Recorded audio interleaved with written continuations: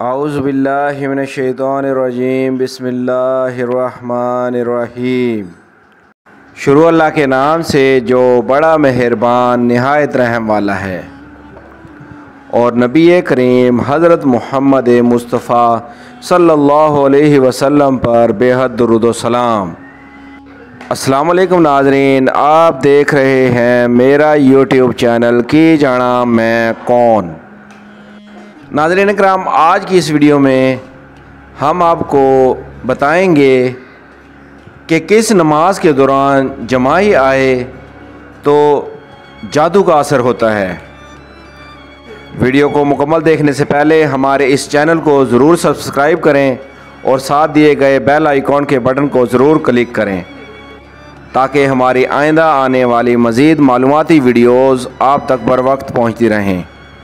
ناظرین اکرام، حضرت ابو ہریرہ رضی اللہ تعالیٰ عنہ سے روایت ہے کہ نبی کریم حضرت محمد مصطفیٰ صلی اللہ علیہ وسلم کا ارشاد ہے کہ دوران نماز جمائی آنا شیطان کی طرف سے ہوتا ہے، چنانچہ جب تم میں سے کسی کو جمائی آئے تو وہ جہاں تک ہو سکے اسے روکے۔ ناظرین کرام، نماز میں جمائی آنا شیطان کی طرف سے ہوتا ہے کیونکہ یہ جسم کے بھوجل اور ڈھیلے پن اور اس کی سستی اور نیند آنے کی وجہ سے آتی ہے۔ یہ شیطان ہی تو ہوتا ہے جو اس بات کی ترغیب دیتا ہے کہ نفس کو اس کی شہوت دی جائے اور خوب کھایا پیا جائے۔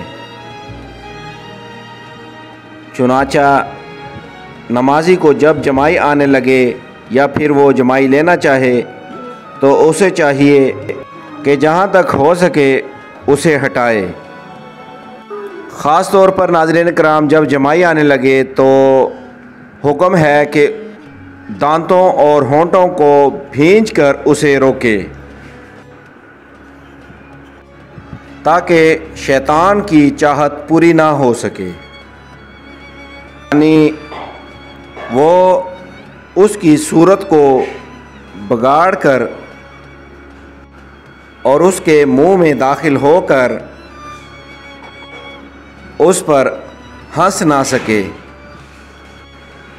اور اگر ناظرین کرام ایسا نہیں کر سکتا تو وہ شخص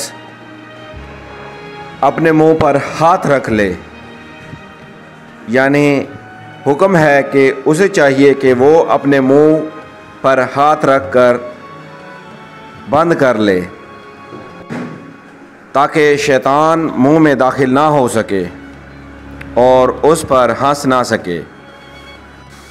انشاءاللہ ناظرین کرام، جلد ایک نئی ویڈیو کے ساتھ آپ کی خدمت میں دوبارہ حاضر ہوں گے۔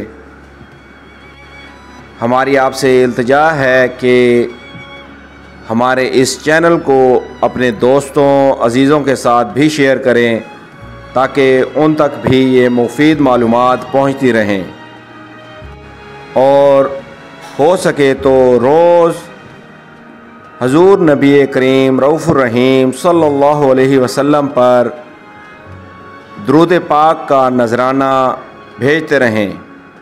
اللہ نگہبان۔